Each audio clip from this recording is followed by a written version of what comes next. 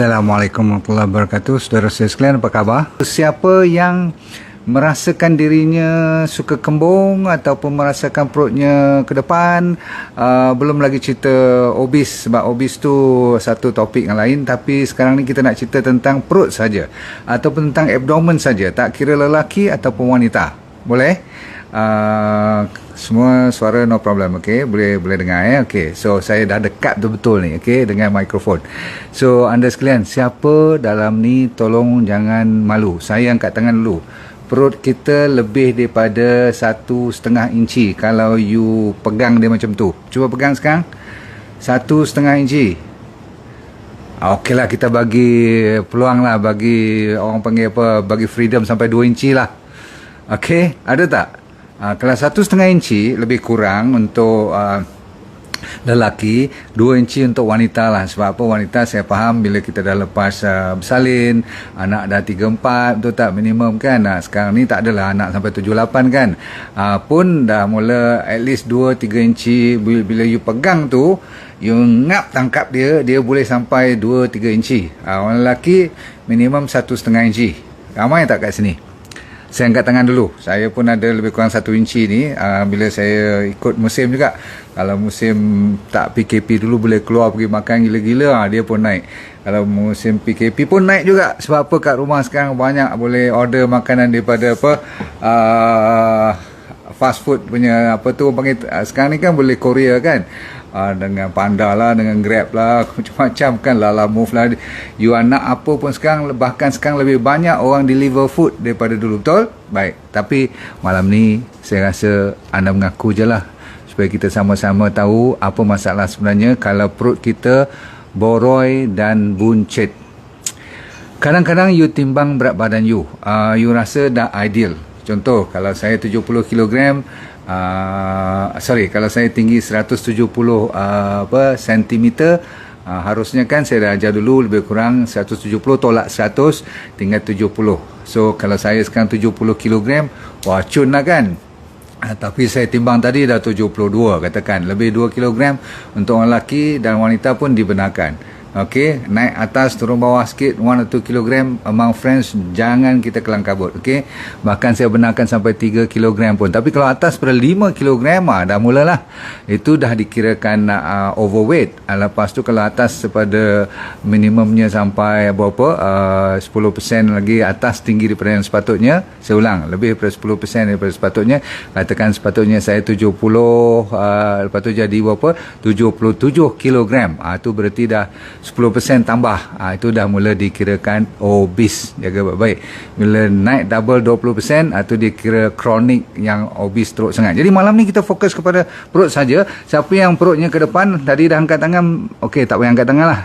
Kita rasa-rasa, sebab kajian mengatakan ramai orang, rata-ratanya kalau di bandar-bandar moden ni, hampir 65 hingga 70% daripada kita ada perut yang lebih daripada sepatutnya.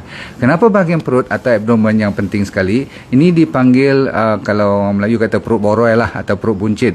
Setengah orang melawak-melawak kata orang lelaki biar ada boroi sikit ataupun buncit sikit, nampak prosperous, nampak macam orang kata apa, macam kaya sikit lah, macam orang kata apa, orang yang berada sikit. Maklumlah, ni penyakit katanya adalah penyakit orang kaya. Tetapi zaman sekarang ni, orang kaya ke tak kaya ke, miskin ke, ataupun you pangkat tinggi ke pangkat rendah, tetap perutnya pergi ke depan. Saya akan cerita macam mana kita nak selamatkan diri. Sebab kalau kita tak selamatkan diri, masalahnya ialah yang dipanggil visceral fat. Viscera, perkataannya ialah maksudnya organ.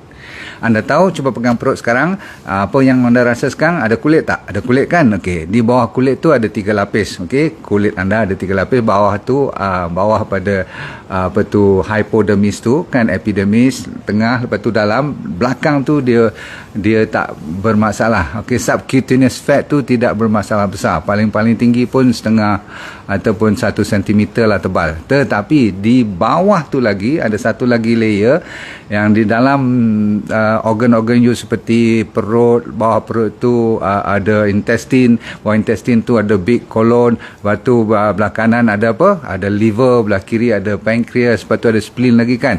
Jadi organ-organ inilah kalau disalut dengan apa tu fat, anda akan nampak perut anda tu, walaupun berat badan you katakan cun-cun pun, tetapi kalau perut tu lebih daripada saya kata berapa, 1,5 inci atau 2 inci tu, macam pegang sekarang ni, okey, kita nak kena dengar. Pasal apa?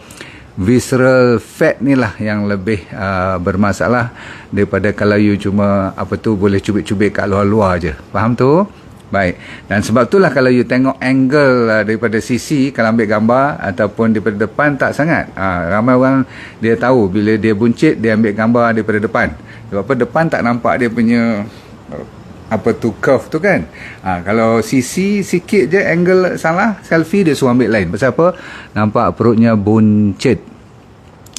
Nak malu tak malu, itu soal kedua. Tapi yang penting ialah kesihatan. Okay.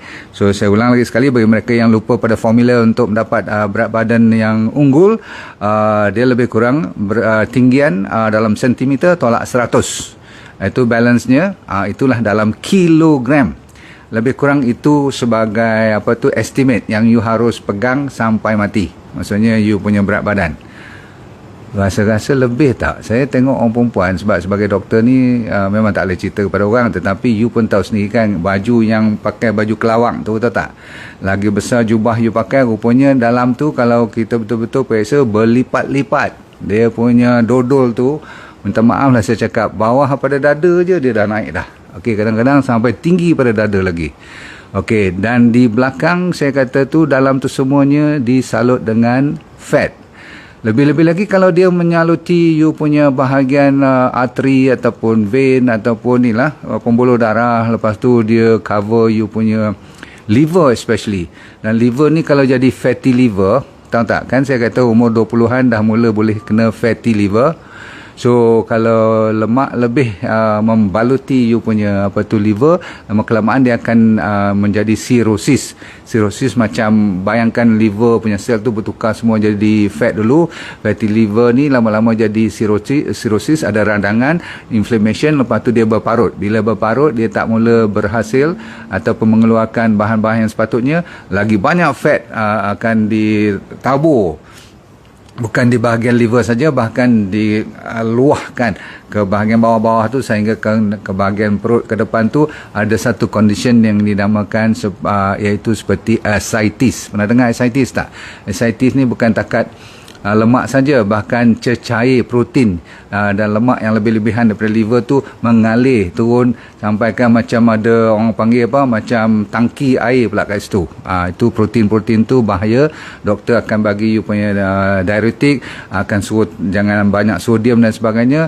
Lepas tu berkala pula, setiap 2 bulan nak kena drain lagi. Jangan sampai jauh macam tu, sebab liver kalau lingkup, kita pun lingkup juga. Okey, nombor 1 saya bagi sampai 15. Janji saya, cara untuk nak selamatkan diri. Ready? Okey, ambil nota ni ya. Siapa yang boleh tolong tuliskan, dan sambilan tu boleh tak yang lain tolong share. Tekan share, tekan love, tekan like, dan tolong subscribe sekali kalau you sudi. Okey. Yang penting nombor 1 ialah jangan suka makan antara makan. Oh, see. Tahu tak? Eat between eating. That means kita menyarankan bagi mereka yang perut buncit ni, daripada hari ni kalau you makan lebih daripada 3 kali, tolong fikir 2 kali sekarang. Okay, sebab apa? You kalau makan in between makan, dia menyebabkan you punya, tu belum saya cerita lagi apa makanan. Kalau makan apa pun in between makan adalah tidak baik untuk mereka yang nak kurangkan buncit perut. Faham tu? Ada siapa makan antara makan tak? Maksudnya dia suka orang panggil ada kudapan, makan-makan ni lah, macam snack, tahu tak? Snack, okey. Tak kira makanan sihat tak sihat, tetapi makan. Kalau yang tak sihat lagi teruk lah kan. So katakan kita makan 3 kali sehari, contoh breakfast, lunch dan dinner, cukup, okey. Tetapi kalau you makan lagi pukul 10, you makan lagi katakan pukul 4:30 petang, lepas tu you makan lagi pukul 9:30 malam lagi, tambah tolak sampai dekat 5-6 kali sehari. Lepas tu kadang-kadang sambil you buat kerja, you suka munch, suka mamah benda-benda yang seperti kacang lah, ni asam-asam dan sebagainya. Asalkan benda yang dinamakan makanan aja dah cukup. Sebab apa? Signal kepada otak dan kepada bahagian perut dan liver semua tu mengatakan bos nak makan lagi. Dia tak kira you makan satu sweet ke, ataupun satu mangkuk ke, atau satu pau ke, atau satu goreng pisang ke, tetap dia keluar. Apa yang keluar? Contoh yang paling utama, kalau insulin keluar, maklumlah, kita bila makan in between tu nak benda-benda sedap, kadang-kadang ada dessert, kadang-kadang ada kek kawan hantar. So please, yang ni lah penyebab utama kenapa you kena perut boroi dan buncit. Ya, tahu kan, bila insulin tu naik, dia spike lagi sekali, daripada 3 kali jadi 6 kali. Tiap-tiap kali keluar tu dia tak sempat nak uruskan sebelum dia pecah, ataupun terutama sekali kalau you makan benda-benda yang banyak gula, banyak susu dan banyak berdaging semua tu, siap. Dia tak sempat lagi nak habis, dia terpaksa simpan dulu. Jadi store ni bila keluar pula insulin lah menyebabkan semua ni di-convert jadi fat. Boleh faham tu? Dia penyimpan, pemacu untuk simpan fat. Dan selalunya simpan mana dulu? Kenapa dia tak simpan kat teh bau?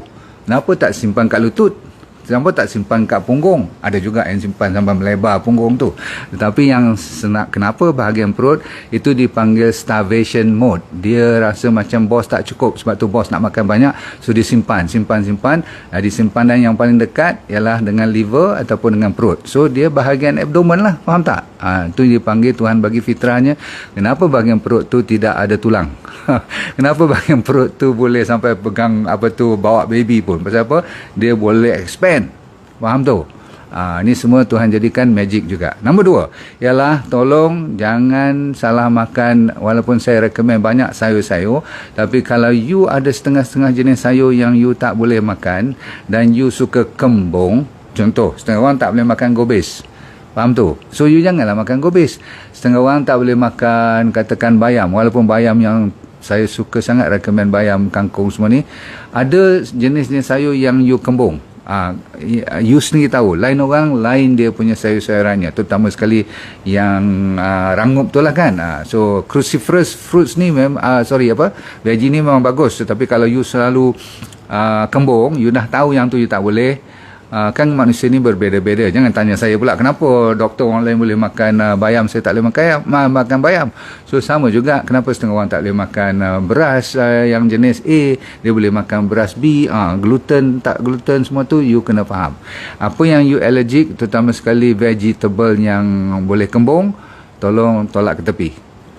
Tapi dalam 20 jenis sayur mesti 2-3 je kot you kembung, yang lain semua okey kan. Ada setengah jenis kacang-kacang pun you tak boleh, silakan tolak ke tepi. Yang lain yang mana selamat, okey. So nombor 2 ialah yang kembung, yang menyebabkan makanan you jadi kembung, tolak ke tepi. Saya bagi lagi. Nombor 3 ialah you jangan sangat suka benda-benda yang bergula. Saya dah banyak kali, tetapi kali ni saya nak confirmkan, gula merupakan musuh utama bagi perut buncit. Habis cerita.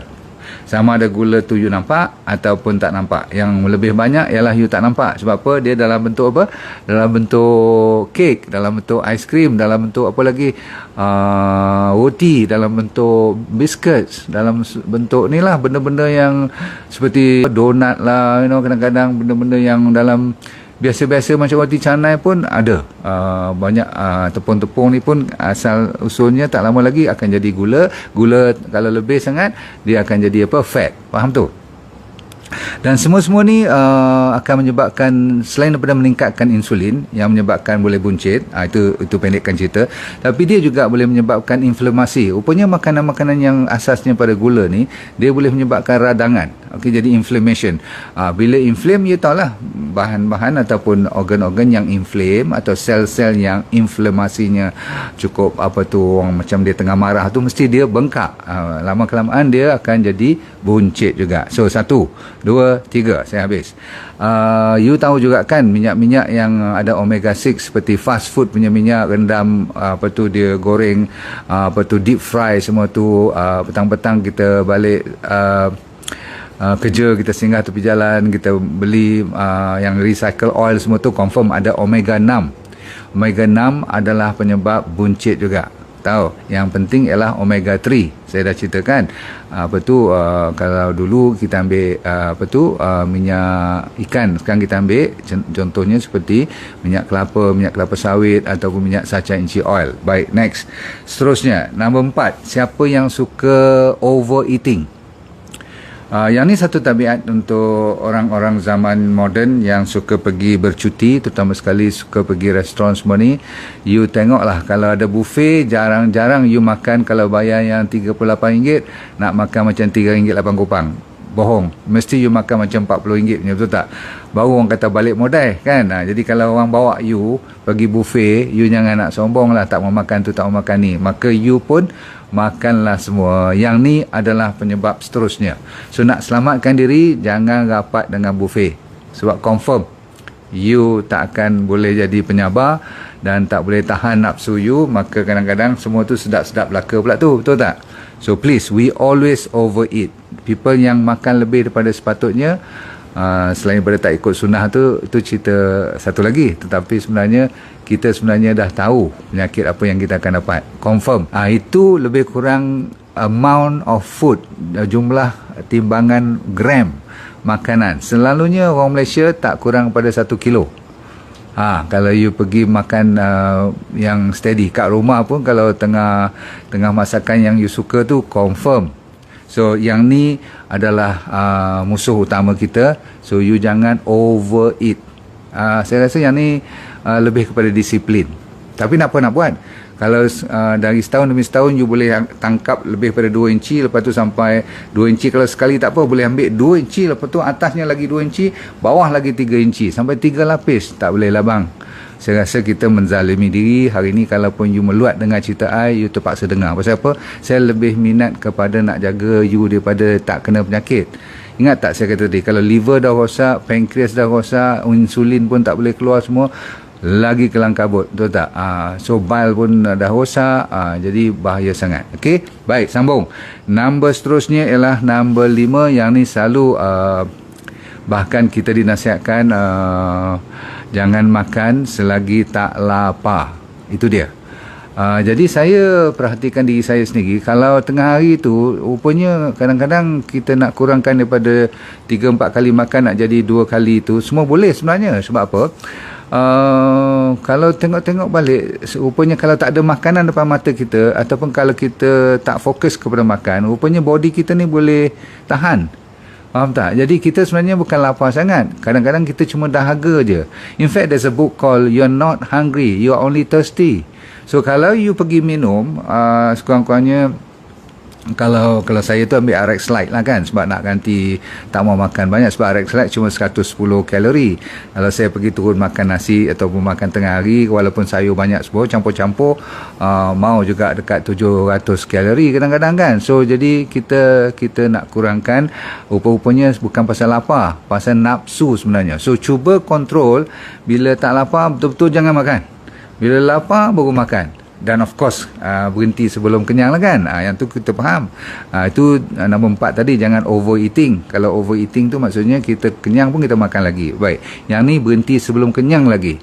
Sebab kata orang Jepun, 80% dah confirm kena berhenti, tak boleh lebih pada tu. Baik, siapa yang makan selalunya sampai bunyi tu, sampai sedawa ataupun belahak tu, confirm itu saya cerita panjang lah kan. Okey, mesti perut naik lah tu, ataupun buncit nanti. Okey, next, number 6 sekarang. Ready?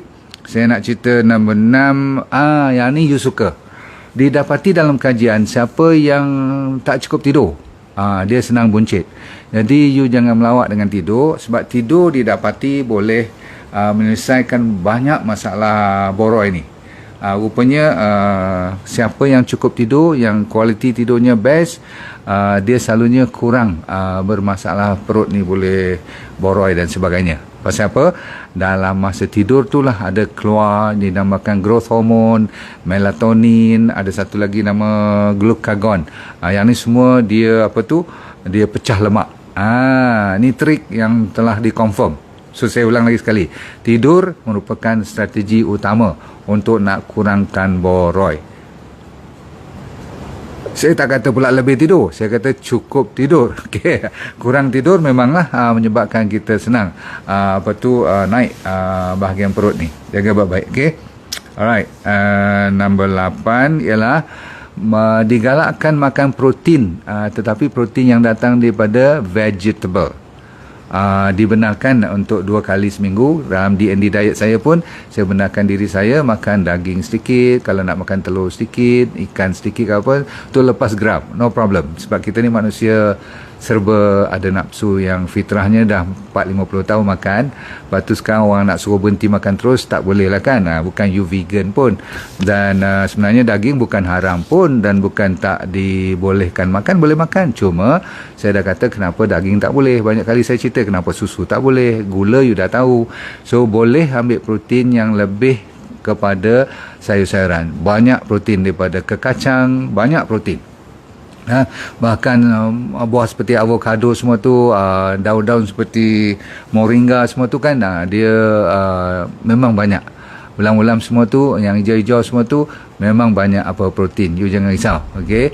Bahkan semua jenis sayur-sayuran ada oil pun, ada fat pun.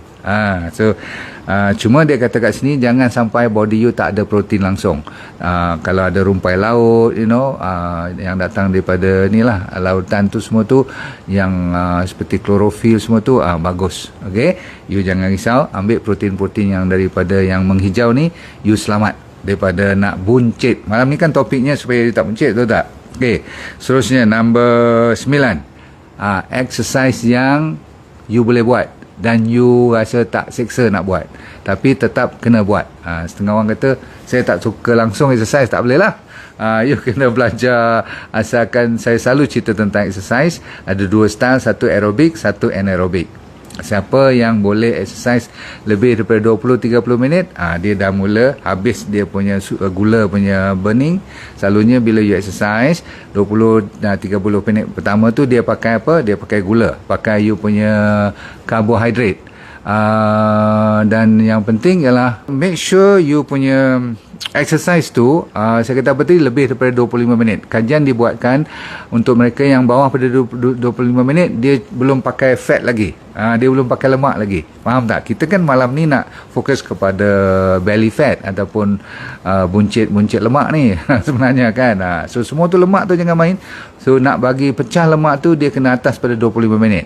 Nak berjalan pun atas pada 25 minit, nak zumba pun atas 25 minit, nak pergi cuci kereta pun buat lambat-lambat sikit, slow tak apa, asalkan lebih bergerak lebih pada 25 minit. Kalau you berkebun lagi dahsyat, you dapat makan makanan yang you tanam tu, dan you boleh tengok pokok bunga yang cantik, rumah boleh bersih, mop lah semua tu. Okey, cakap senang pada bikin. Kadang-kadang tak sampai 15 minit nak berhenti dah kan. So make sure after 25 minit tu lemak tu akan, jadi siapa yang buat 45 minit atau berjalan pelan-pelan pun tapi jauh sikit, ambil sejam, jadi the next 35 minutes tu, 40 minutes tu, you dah pakai lemak you. Faham tu? Ni semua orang tak tahu ni. So kena belajar ni. Okey, baik. Lagi satu untuk menyelamatkan keadaan, walaupun you nampak macam tak ada kaitan, EMF, electromagnetic frequency. Selalu saya kata kalau boleh ada masa je you sediakan untuk jaga you punya device you. Maksudnya nak pakai handphone, nak pakai inilah laptop dan sebagainya, nak pakai bluetooth semua tu, tolong ada waktu yang you kena buang ataupun tolak ke tepi. Tidur langsung kalau boleh 6 kaki. Ada ke ruang untuk you tolak ke tepi bahagian-bahagian yang tak ada elektrik ni kan. Kalau nak ikut hati, plug pun tak boleh ada tepi kepala you.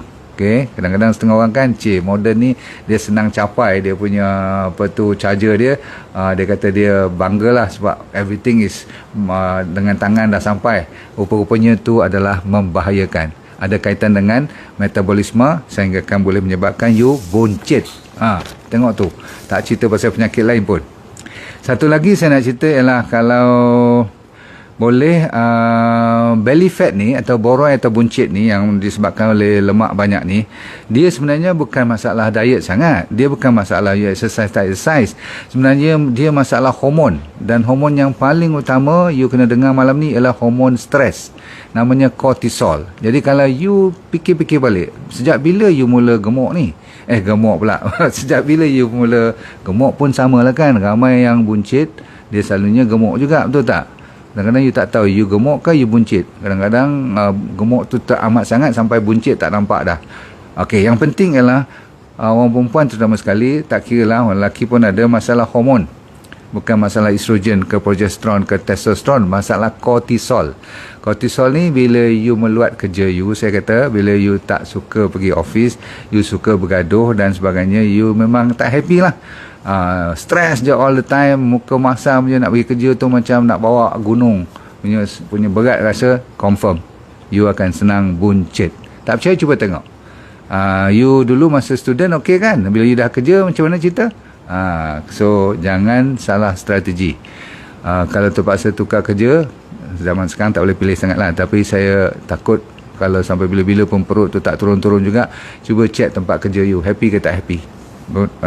Sampai tidur pun tak boleh, tambah pula lagi tidur tak cukup, confirm. Baik, sikit lagi.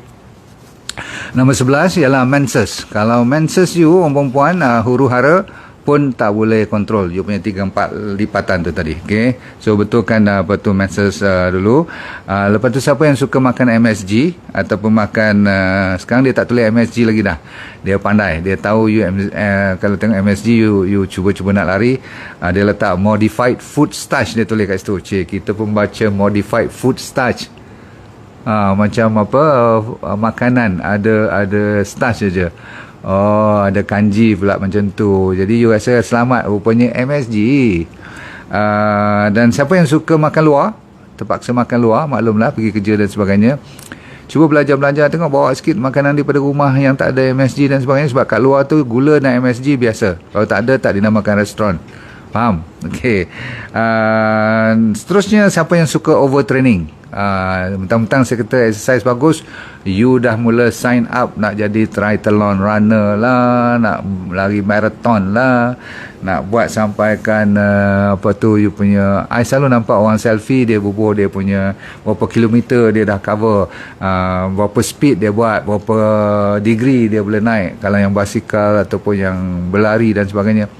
Saya tak halang, saya pun jealous tengok you boleh buat, kalau saya pun nak juga. Tetapi kalau anything that you overdo extreme, dalam erti kata kat sini, dia akan merosakkan you punya muscle mass dan akan menjadikan you buncit. Padahal you lari jauh, kenapa nak buncit lagi ni? Sebab dia tidak balance. Bila overtraining, dia akan menyebabkan ada kerosakan. Okay, so insyaAllah you jangan sampai buat benda yang terlalu over sampai body tak ada recovery pun. Maksudnya tidak ada waktu untuk dia pulih. Itu menyebabkan you boleh jadi buncit. Okey, seterusnya.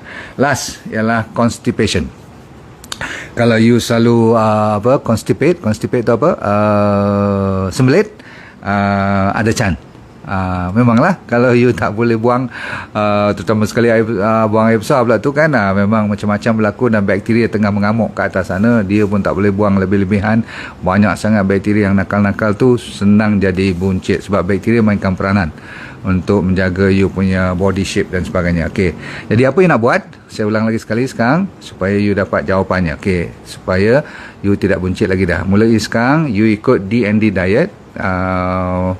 Telah dibuktikan siapa yang pandai jaga dengan D&D diet, air, buah-buahan, sayur-sayuran, lepas tu makanan karbohidrat yang high fiber wajib, lepas tu malam lagi sekali dinner, lepas tu tak ada makanan in between langsung, lepas pukul 8 malam tutup kedai. Kalau lapar, air boleh, teh kosong boleh, kopi kosong. Kalau pagi-pagi dibenarkan ambil coffee bomb tu, tapi malam jangan kopi sebab takut tak boleh tidur pula nanti. So paling tinggi 2 atau 3 kali je makan besar satu hari. Maksudnya makan sampai you rasa kenyang. Okey, yang paling abdal saya tengah cuba sekarang ialah 2 kali sehari. Saya buat breakfast sekali, saya buat malam sekali. Tengah hari saya cuma ambil RX Lite sebab RX Lite cuma 110 kalori saja. Jadi jumlah kalau campur-campur 110, malam katakan saya ambil 700 ke 800 kalori, pagi buah-buahan tu lebih kurang berapa? 700 gram saya ambil. So katakan 300 ataupun 400 kalori. So total for the day is about 1,400 atau 1,300. Lapar sangat, ambil sikit kacang-kacang, pistachio dan sebagainya, cukup. Okay, so boleh sangat-sangat. So you ikut je. Paling tinggi saya kata berapa? 3 kali saja, dan in between jangan makan apa-apa yang sampai you nak mengenyangkan diri pula, rasa sedap pula makan tambah-tambah. Paling-paling nak rasa sikit-sikit, macam kalau ada air kelapa dengan isi pun tak ada masalah. Okay, next, protein jangan terlalu banyak setiap hari, boleh ambil lebih kurang 300 gram sekali makan, 2 kali makan lebih kurang paling tinggi 600 gram. Itu yang datang daripada mana? Kalau boleh daripada sayur-sayuran. Faham tu? So sayur banyak, buah pun cukup. Lepas tu no sugar, saya dah ajar tadi.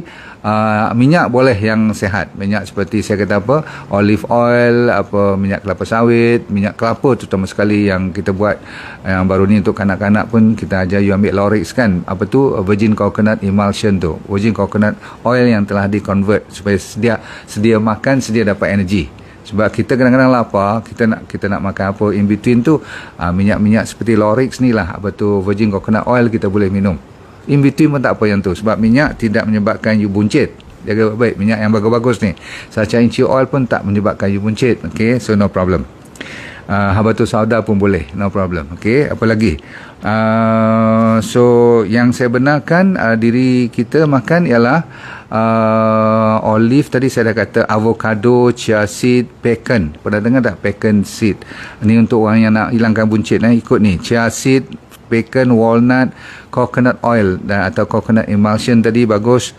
Mushrooms, seeds, lepas tu kacang kuda, oatmeal boleh, tofu yang organic, kidney beans boleh, vegetable, apa jenis vegetable pun don't worry, kecuali yang bawakan you jadi kembung. Pea, kacang-kacang peas ni no problem. Yang tak boleh sangat-sangat ialah seperti baked beans semua tu, jaga baik, itu akan menggemukkan. Okay, ada beans yang tak boleh lah. Cruciferous vegetable semua boleh, kecuali yang bawakan diri jadi kembung. Benda-benda yang rangup tadi kan, seperti kale, seperti cauliflower, seperti apa tu, cauliflower, apa lagi, semua onion ni semua, gobis semua ni boleh. Okay, right. Kalau siapa yang nak fasting hari Isnin dengan hari Khamis tu, amat digalakkan. Cukup you boleh buat ni semua. Lepas tu jangan lupa ambil MCT oil, banyak di pasaran sekarang, medium chain triglyceride, seperti apa saya kata tadi, seperti virgin coconut oil tu bagus. Makanan yang banyak potasium dan banyak kromium, semua vegetable no problem. Kalau you ikut diet lain tu, dia suruh makan ni lah, daging lah, ikan semua tu, tapi kita tak galakkan sangat. So you ambil potasium, kromium daripada semua sayur-sayuran yang menghijau ataupun rainbow, apa tu, vegetable pun boleh. Apple cider vinegar very good untuk nak kuruskan apa tu, buncit-buncit ni. Vitamin B1 yang datangnya daripada thiamine tu, nutritional yeast ada special yang di organic shop. Dan tidur jangan lupa, dan make sure kalau you banyak sangat exercise, pastikan you rehat in between. Kalau tak ada rehat, you akan jadi buncit juga nanti. Dan ujung-ujung sekali, saya banyak bergantung kepada RX Lite. Anda pernah tengok RX Lite ni, so jangan lupa, siapa yang tak mau makan tengah hari, nak cuba kurangkan daripada 3 kali makan besar, nak makan cuma 2 kali, breakfast sekali, dinner sekali, lunch saya ganti dengan RX Lite ni. Okay, ambil 1 sachet, cukup untuk tengah hari. Kalau dahaga ke apa-apa, boleh minum anytime. So RX Lite is very effective for me lah. Anda boleh cuba dalam masa sebulan tu. Kalau takat 3 hingga 5 kilogram tu biasa. Okay, boleh. Tetapi itu untuk nak kuruskan badan. Tapi untuk nak kurangkan buncit, lagi senang. Okay, dengan syarat you tak boleh makan besar, makan besar apa, makan kecil pun tak boleh in between. Jangan makan snack in between. So jangan lupa RX Lite. Kalau you tak suka fiber, tak suka makan serat-serat, bahaya juga. Sebab tu saya gantikan dengan fiber up. Tapi kalau boleh you ambil sayur lah, ambil buah-buahan tu lebih bagus. Bukan saya tak mau you ambil fiber up, tetapi saya lebih suka you ambil yang natural. Kenapa RX Lite saya recommend pada you? Sebab susah nak cari yang 110 kalori yang boleh rasa kenyang. Yang ni kita dah siapkan. Kan dalam tu ada moringa, ada pegaga, ada 28 jenis apa tu, ekstrak makanan rainbow tu. Dia merupakan macam prebiotik juga. Okey. Jumpa lagi anda di satu masa yang depan. Nanti kalau you boleh hilangkan buncit, nanti you bagi tahu kat saya. Boleh ambil gambar tak sekarang malam ni? Ambil side. Weh, jangan malu. You sendiri apa? Saya pun buat, you pun buat lah kan. Kita ni lagi tua lagi kena buat. Sebenarnya you kata lah dah berumur 60 ke atas apalah nak bagi nampak perut slim-slim ni. Bukan pasal nak tunjuk ke orang, pasal nak bersyukur pada Tuhan yang bagi umur panjang, dan kita cuba mempertahankan diri. Bak kata orang Jepun yang belajar Ikigai, there is no retirement. Sebab bila you retire, you pension, otak pun pension, mulalah datang macam-macam kan, tahu tak? So sebab tu you nampak kita yang suka senyum, suka yang bagi doa pada orang yang terindah, selalunya you akan mendapat ilmu yang lebih Tuhan bagi, dan kewarasan ni lah menyebabkan you fikir-fikir balik, betul jugalah, dah 2 inci lebih ni picit-picit ni. Setengah orang tu sampai dekat 8 inci, you pegang je tak habis dia punya genggam tu. Masya Allah. Okey, jangan lupa lagi sekali RX Lite, kalau you nak buat 2 kali pun boleh, tapi saya sekali sehari saya buat. Okey, cukup kalau anda nak buat 2 kali. Lepas ambil sayur malam tu, kalau you tak berapa nak rajin dengan nasi, sebab kalau nasi banyak pun tak bagus kan. So you kurangkan nasi, kadang-kadang lalu, kadang-kadang tak lalu, balik letih kerja, ambil 1 cawan RX Lite ni dah cukup rasa kenyang, insyaAllah. Alright, terima kasih kerana sudi join dan sudi share. Tolong beritahu pada member semua yang you tak seharusnya buncit lagi dah daripada sekarang. Sebab 15 step ni kalau you ikut 50% pun dah dapat impaknya. Assalamualaikum warahmatullahi wabarakatuh. Terima kasih banyak. Bye.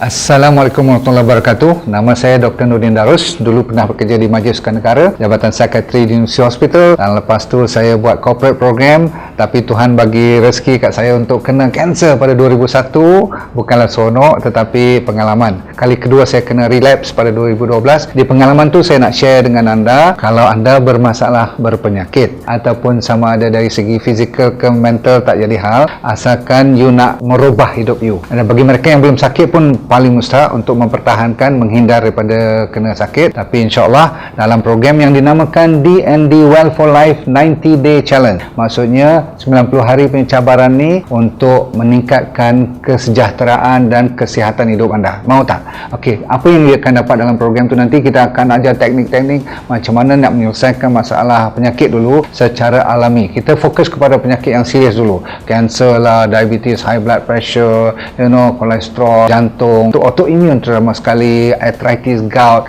masalah hormon dan sebagainya. Yang penting ialah kalau anda bermasalah emosi pun boleh kita tolong bantu. Yang penting sekali ialah teknik tu. Kita kena bagi kat you dalam masa 90 hari ni, seminggu demi seminggu, saya semacam coach you, iaitu teknik macam 7 day living, teknik 7 prinsip macam mana orang boleh sihat walafiat sepanjang hayat. Kita kena belajar orang Okinawa daripada Jepun, apa yang dimaksudkan dengan Ikigai. Saya akan ajar juga macam mana nak cari hala tujuan hidup. Ramai orang stres sangat sekarang ni, dan kita sediakan doktor-doktor juga untuk bersama bantu you supaya kita semua boleh sama membantu menjadi sihat walafiat, merubah daripada sekarang kepada benda-benda ataupun ilmu yang baru untuk menyihatkan body secara mental dan fizikal.